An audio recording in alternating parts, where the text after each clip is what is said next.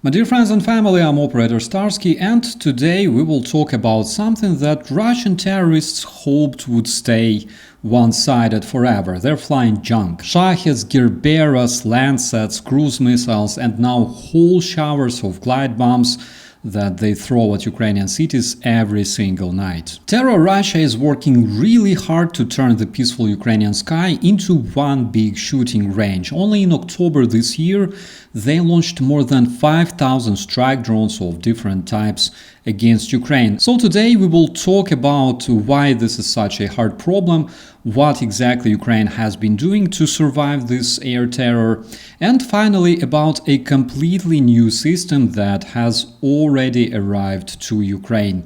It's called DWS-1 or Wall of Drones, made by French company Atreid. It's basically an AI-controlled flying minefield that is supposed to eat Russian drones and glide bombs for breakfast. We'll talk about all that in our today's episode. Let's start with the numbers because they explain much of the problems Ukraine is facing nowadays.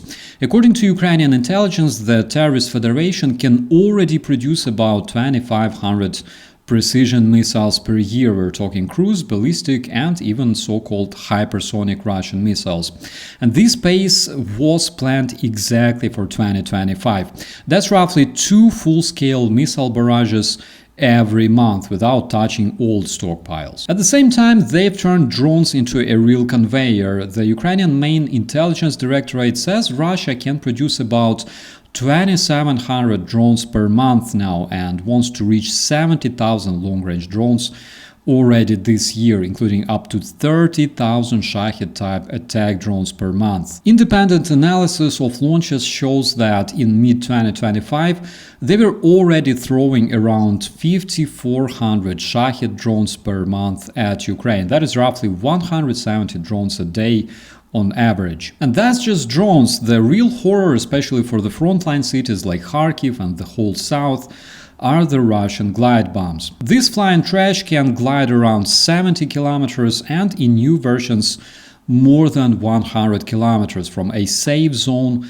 deep behind Russian lines. Now, according to Ukrainian intelligence, Russia planned to make up to 120,000 glide bombs already this year, and among them about 500 new long-range variants that can reach 200 kilometers. And actually they're already working on versions that may fly up to 400 kilometers. That means that Russian jet can stay far inside its own air defense umbrella, drop a package of bombs, and land safely, avoiding Ukrainian air defense, while the bombs keep gliding towards Kharkiv, Odessa, or Mykolaiv. Flight time for such a bomb from 100-kilometer distance is about 7-8 minutes. It comes at 700-800 km per hour from high altitude and very often guided by UAVs and electronic recon measures that give them quite accurate coordinates. Basically, if you are sitting in a building near the front line and Russian aviation wants that building gone, it becomes a really big problem for you. On top of that, Shaheds are also evolving. Russians started to launch them to higher altitudes and use the dive bomb profiles from more than 2 kilometers up. And they do that basically to get out of range of small arms and mobile air defense groups. Now let's talk about what Ukraine has been doing all this time to survive this terror. The first layer of protection is classic air defense. We're talking Patriots, MPT, Iris-T, NASAMS, old Soviet systems, German Gepards, Skynex, and so on.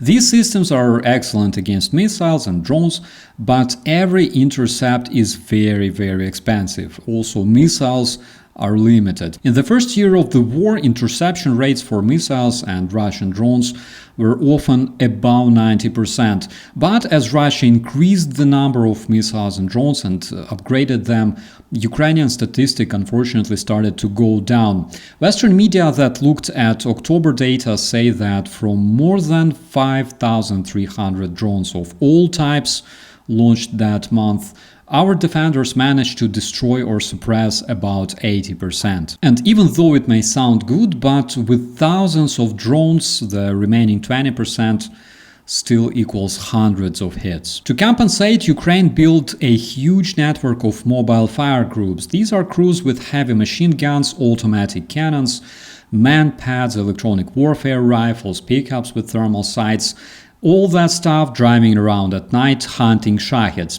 Military command says these mobile teams alone intercept around 40% of the targets in some regions, but there is a slight downside. The Russian terrorists nowadays keep pushing Shaheds higher and faster, exactly to get out of the effective range of their weapons. Then we have helicopters. Ukrainian Mi-8 and Mi-24 crews flying at night with side-mounted miniguns, heavy machine guns, literally chase Shaheds in the sky. By autumn 2025, Ukrainian General Staff reported that helicopters had already shot down more than 3,200 Shaheds in roughly a year. And this number keeps growing. Just recently, another Mi-8 crew was recorded destroying a Shahed with an M134 minigun in a beautiful burst. Ukraine also started to use light aircraft, ultralights and small twin-engine planes as drone hunters. On the ground, Ukrainian engineers created systems like the AI-powered Sky Sentinel turret, a relatively cheap automated gun mount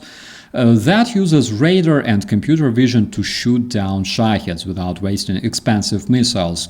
It already has confirmed kills and costs a fraction of Western missile systems. And finally, we have the new star, the Interceptor drones. Basically FPV drones, but turned to hunt other drones. Ukraine is moving them into mass production. Official plans speak about 600-800 Interceptor drones per day in the nearest future, and some sources mention a goal of up to 1,000 drones per day. In one of the recent massive Russian attacks, Ukrainian Interceptor drones destroyed about 150 Shaheds and decoy drones in a single night. All this works together: classic air defense, mobile groups, helicopters, light aircraft, interceptor drones and AI turrets.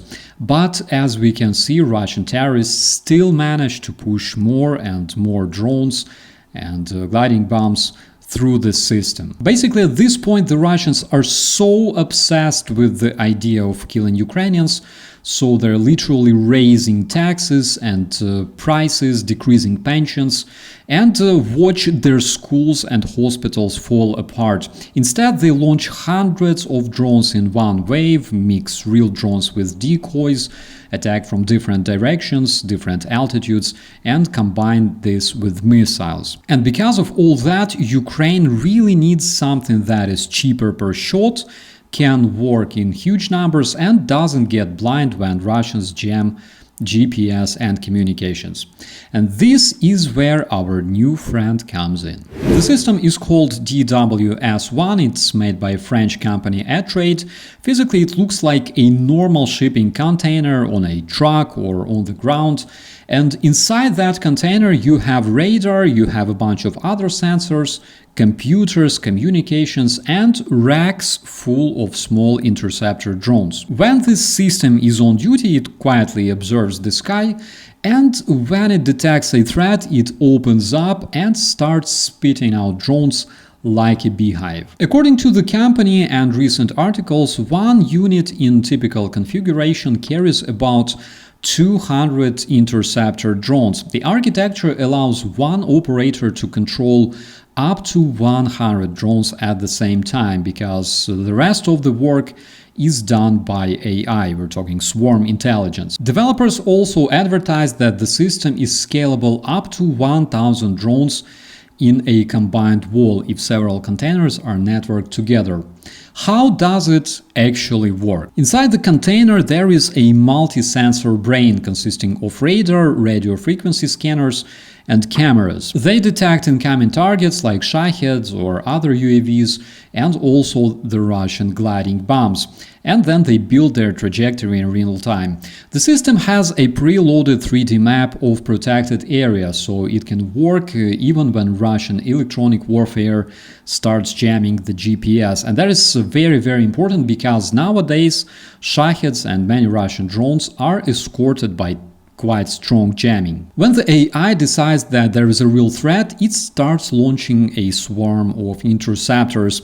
Each drone becomes a brick in a flying wall, forming something like a curtain in the air on the predicted path of the target. Guidance uses a mix of onboard computer vision and Atreid's ultrasonic navigation system, which helps the drone coordinate their exact positions relative to each other and to the target. In tests, according to Atreid and Business Insider, the system achieved 100% success rate against test targets and worked even in GPS-denied environments. According to the developers, the cost of one intercept is counted in a few $1,000s instead of millions for a missile, and basically now this system flips the economics. Now it's Russian terrorists who spend more money on their Shaheds and glide bombs than Ukraine spends to shoot them down. Another interesting thing that the drones are battery powered, so if they take off and don't find any targets, they can return back to the container, recharge and be used again, and only the drone that actually rams the target is lost. From the operator's side, it's also quite simple. One person sets up the protected zone, the rules of engagement, and then supervises the swarm. Is it already in Ukraine, and what can it change? So first of all, yes, my friends, Atreid confirms that the first drone wall system has already been delivered to Ukraine and will be permanently based there. Ukrainian and international media say that it will be deployed in the coming weeks, most likely to protect cities and critical energy infrastructure from Shahed raids, and later to fight glide bombs near the front. The exact place, of course, is not disclosed, and that is good for obvious reasons.